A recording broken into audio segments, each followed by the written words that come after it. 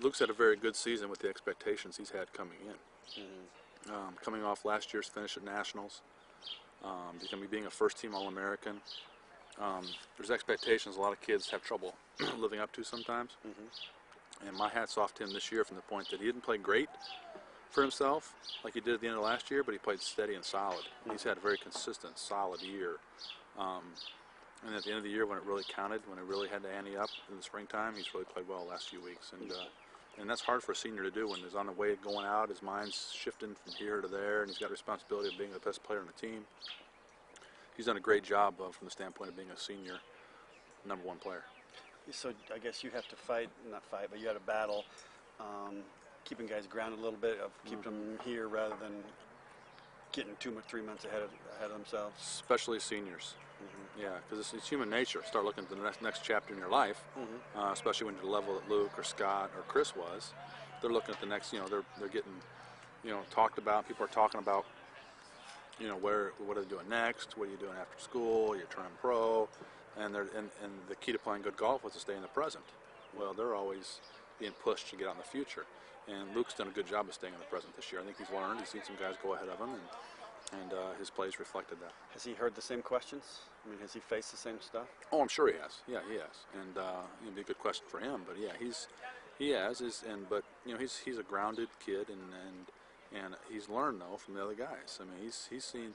Scott last year had a great junior year, and a good solid senior year too.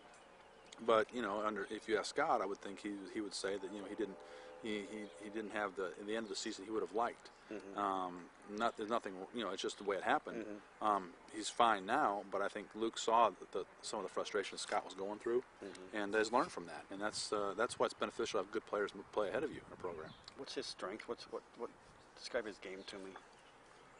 Well, he's long enough. He's not overly long, but he's a I guess grinder may be too generic of a word for Luke, because he is an ultimate competitor. I mean, he'll fight you, and when he takes his mind off his golf swing and off how he's doing something, he's usually pretty good. When he starts thinking about his golf swing and worrying about being too perfect, that gets in his way.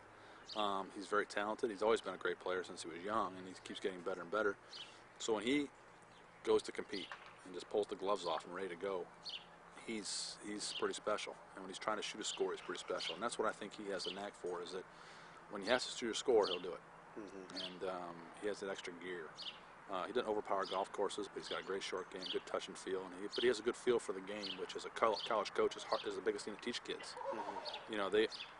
He can feel things happening before they happen. He can understand himself a little bit, and the feel for the game is a big thing he has. I mean, when you hear back-to-back Big Ten champs or back-to-back Big Ten champion, and it hadn't happened since Donald, hadn't happened here since Stricker. Those are he's getting compared to some pretty big time names. Sure, well he has, but again, the secret is that he stayed in the present. It's hard to repeat because people don't really know how to handle the expectation level of going and doing it again, and letting it happen and getting out of your own way. But a lot of it is just good enough to do it. When you're really good enough, it's not hard. It's easier to win. When you're really good, you make some mistakes but still overcome them. Some people have to play their best to win. Luke's gotten his game, we always talk about, he's gotten his game to a level in college where he doesn't have to play his best to compete. And that's why he's had a steady year. I mean, he's played solid, nothing great, but he's been in contention every week. Your seed, were you happy with your seed? Disappointed? What was? As all competitors, you're looking for every edge you can get, and you're looking, you want to get in there and mix it up. We're happy to be in the tournament. We knew we were going to be in the tournament. You had no idea where you're going to go, and the way they select these teams is a formula that really nobody quite understands. Nobody quite understands the computer ranking either, how they arrive at that. So it is an inexact deal. A 7 seed I thought was a little too low for us, but it's not here nor there. What are you going to do about it? I mean, we've there's teams we've handled pretty well all year that are in 5th or 5 seeds.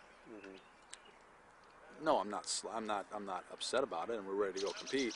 But I expected to see us in the 5 or 6 slot. But once you're in the event, seeds are gone. It's all a matter of going and playing.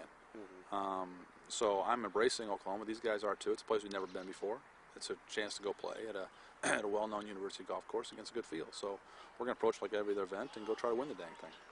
How important is it to keep that streak going of getting the NCAA finals?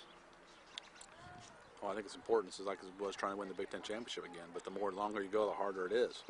And to show you how hard it is to make the NCAA finals, people don't realize that. Only, the stats been out. 7 teams have made 4 in a row only. Well, there's a lot of great college programs that are consistent programs year to year that haven't made the last 4. So it's just something to be another feather in our hat, another something to show that we're becoming a program, just not a team, if we can make it again.